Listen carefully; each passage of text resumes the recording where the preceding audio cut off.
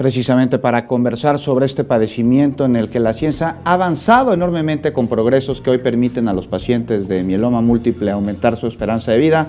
Saludamos esta noche al doctor Efrén Montaño, él es especialista en hematología.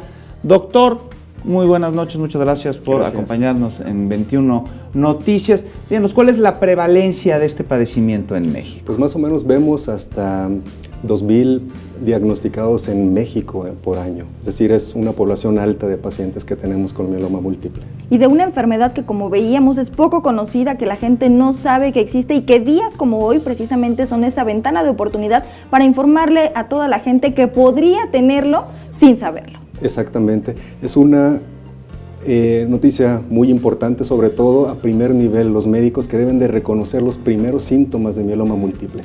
A veces son pacientes mayores de 50, 60 años que tienen un dolor crónico que no desaparece con los medicamentos que damos comúnmente, nos debe hacer sospechar muy alto de que pueda ser mieloma múltiple.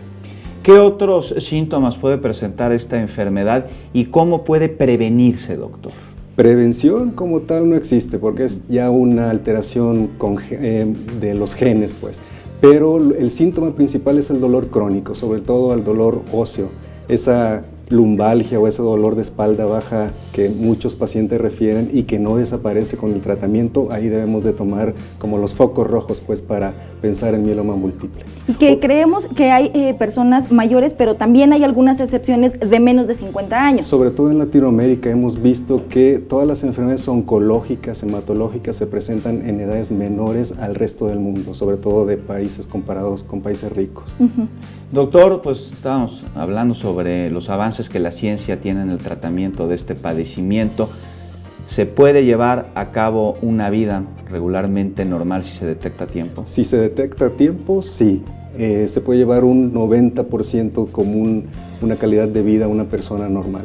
La principal molestia, dolor óseo, y puede haber fracturas que llamamos los médicos patológicas, es decir, no existe un traumatismo, el paciente no puede caerse ni nada, puede estar dormido, puede estar viendo la tele y de repente fracturarse una costilla, un brazo, y eso es el dolor y que disminuye la calidad de vida en el paciente. Muy espontáneo, que podría parecer como un accidente, sin embargo, si lo dice durmiendo o acostados, claro, ahí sí ya tenemos que encender los focos rojos de alerta. Así es, así es. ¿Cuál es el tratamiento, doctor? ¿Cuáles son los primeros pasos que debe llevar a cabo un paciente? El tratamiento exitoso, aunque no hay un tratamiento curativo, el único es el trasplante de médula ósea que puede mantener al paciente un par de años curado, entre comillas, pero los nuevos tratamientos que consisten en medicamentos, que ya tenemos anticuerpos monoclonales, que son moléculas que van directamente nada más contra el tumor sin afectar el resto de los órganos del cuerpo.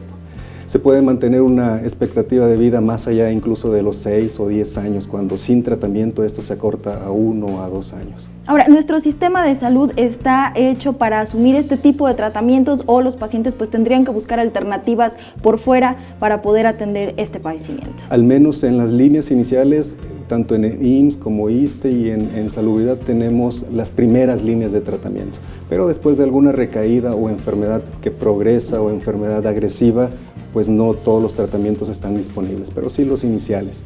¿Existe algún estudio, doctor, que nos muestre una predisposición genética a desarrollar esta patología para que personas antes de tener algún síntoma se pudieran hacer este examen y en dado caso tomar las medidas necesarias? Bueno, el mieloma múltiple, la característica es que hay exagerado anticuerpos en el cuerpo del paciente y son los que causan todos los síntomas, son los que dañan el riñón.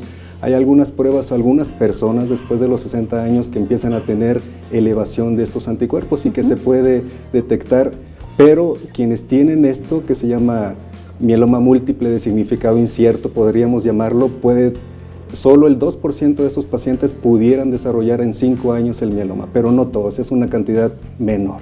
La recomendación, doctor, para las personas que nos están viendo, ¿a quién deben acudir? ¿Hombres, mujeres? Las revisiones periódicas, ¿con cuánto tiempo se deben hacer? Pues para estar ahí alertas de nuestra salud. Siempre dolor óseo más anemia y que nos hacemos un examen que es muy básico, que se llama química sanguínea y que nos muestra la creatinina, y si encontramos una elevación y no encontramos otra razón, hay que pensar enormemente en mieloma múltiple.